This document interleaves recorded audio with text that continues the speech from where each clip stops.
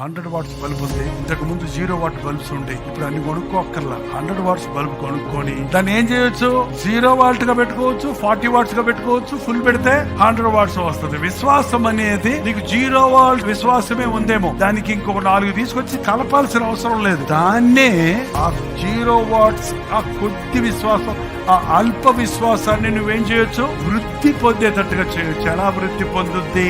కృష్ణుని గురించిన మాట, బైబిల్ చదవండి, ప్రార్థన చేయండి. మీ విశ్వాస పరీక్షల్లో నన్ను శోధించి అన్నాడు ప్రభు. విశ్వాసానికి దేవుణ్ణి శోధించడం అంటే ట్రై గాడ్. దేవుడు చేస్తాడో చూస్తాడు, నేను చేస్తాడో నమ్ముతున్నాను అని అడిగి చూడు.